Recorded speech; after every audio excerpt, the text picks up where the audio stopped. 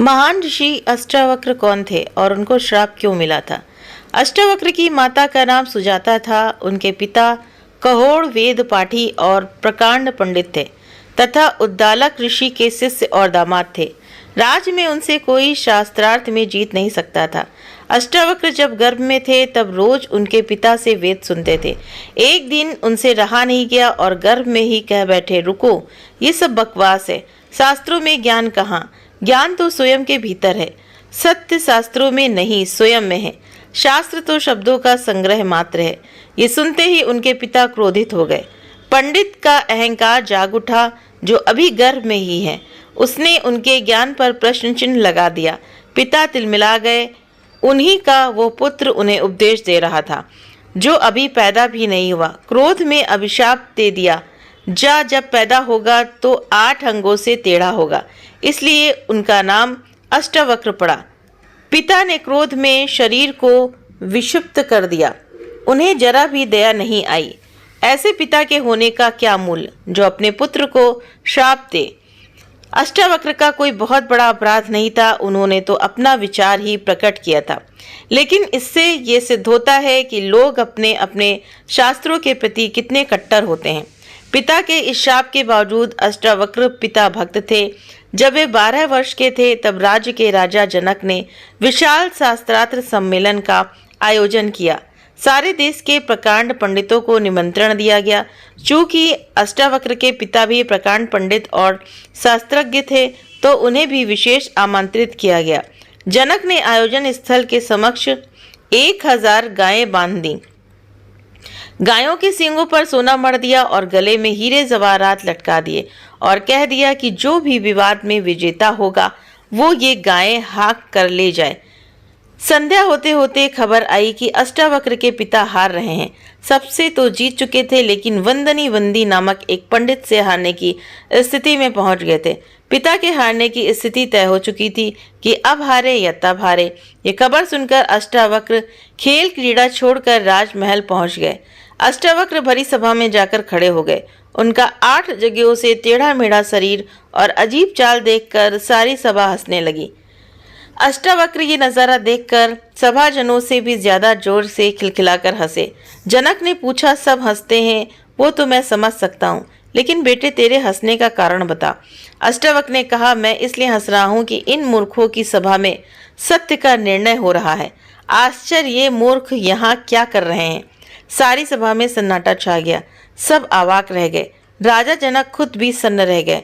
उन्होंने बड़े संयत भाव से पूछा, मूर्ख तेरा मतलब क्या? अष्टावक्र ने कहा, सीधी सी बात है, इनको चमड़ी ही दिखाई पड़ती है, मैं नहीं दिखाई पड़ता। ये मूर्ख हैं, चमड़ी के पारखी हैं। इन्हें मेरे जैसा सीधा साधा आदमी दिखाई नहीं पड़ता। इनको मेरा आड़ा तिरछा शरीर ही दिखाई देता है। राजन, मंदिर के टेढ़े होने से आकाश कहीं टेढ़ा होता है। घड़े के फूटे होने से आकाश कहीं फूटता है। आकाश तो निर्विकार है। मेरा शरीर टेढ़ा मेढ़ा है, लेकिन मैं तो नहीं। ये जो भीतर बसा है, इसकी तरफ तो देखो। मेरे शरीर को देखकर जो हंसते हैं वे मूर्ख नहीं तो क्या है। ये सुनकर मिथिला देश के नरेश एवं भगवान राम के ससुर राजा जनक सन्न रह गए।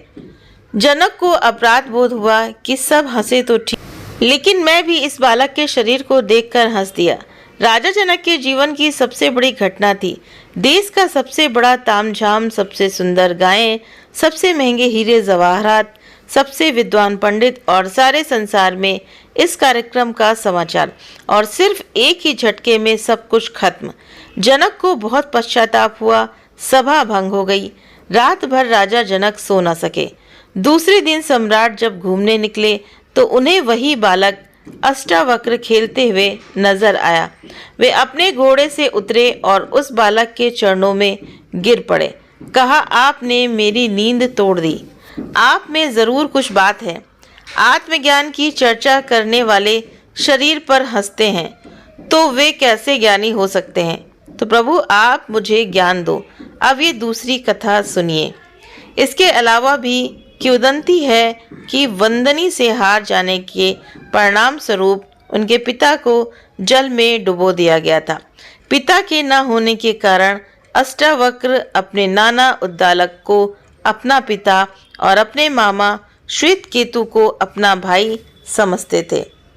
माता सुजाता द्वारा उन्हें उनके पिता का सच बताए जाने के बाद वे अपने मामा श्वेतकेतु के साथ वंदनी से शास्त्रार्थ करने के लिए राजा जनक की सभा में पहुंचे और उन्होंने वंदनी को शास्त्रार्थ के लिए ललकारा। राजा जनक ने उनकी परीक्षा लेने के लिए उससे कई प्रश्न पूछे। जब अष्टावक्र ने सभी का उत्तर दे दिया तब उन्होंने वंदनी से शास्त्रार्थ की आज्ञा दी और उन्होंने वंदनी को हरा दिया। शास्त्रार्थ में वंदनी के हारने पर अष्टावक्र ने कहा कि राजन ये हार गया है, अतएव इसे भी मेरे पिता की तरह जल में डुबो दिया जाए। तब वंदनी कहने लगे कि राजन, मैं वरुण का पुत्र हूँ। मैंने सारे हारे हुए ब्राह्मणों को अपने पिता के पास भेज दिया है। मैं तत्क्षण ही उन सभी को आपके समक्ष प्रस्तुत करता हूँ। वंदनी के इतना कहते ही जल में डुबोए गए सभी ब्राह्मण जनक की सभा में पुनः प्रकट हो गए, जिनमें अष्टावक्र के पिता कहोड़ भी थे। अष्टावक्र ने अपने पिता के चरण स्पर्श किए। कहोड़ ने प्रसन्न से प्रसन्न होकर अपने पुत्र को गले लगाकर कहा कि तुम जाकर समंगा नदी में स्नान करो, उक्त स्नान में तुम मेरे श्राप से मुक्त हो जाओगे। तो ये अष्टावक्र जी की कथा है, कहानी है कि अष्टावक्र जी किस तरह से मतलब उनके पिताजी ने जब उनको श्राप दिया था तभी वो उनका शरीर गर्भ में ही टेढ़ा हो गया था। लेकिन अष्टावक्र जी बहुत बड़े ज्ञानी थे। वो सच कहते हैं कि अगर इस चमड़े की देह को अगर देखकर जो इसको हंसता है, कहने का मतलब है कि ज्ञान बहुत ऊंचा है। तो ज्ञान के उनके अंदर बहुत ज्ञान भरा था और इतने छोटे से बालक थे वो, तभी राजा जनक उनके पास गए थे अपना ज्ञान लेने के लिए।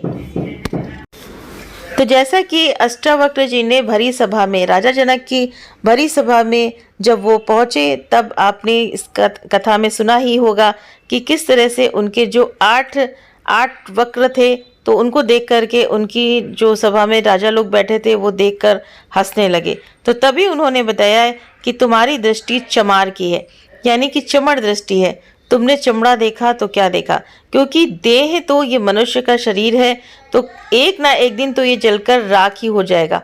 बाद में क्या बचता है, सिर्फ एक मुट्ठी राख। तो इसलिए इस देह का हमें गुमान नहीं करना चाहिए, ना अपनी सुंदरता पर, ना अपने रुतबे पर, ना पैसे पर और ना ही अपने पद पर, क्योंकि ये सब यहीं पर ही छूट जाने वाला है। तो अष्टावक्र जी बहुत बड़े ज्ञानी थे, तो उन्होंने इसका ज्ञान दिया राजा जनक जी को, तभी राजा जनक जी विदेह कहलाए।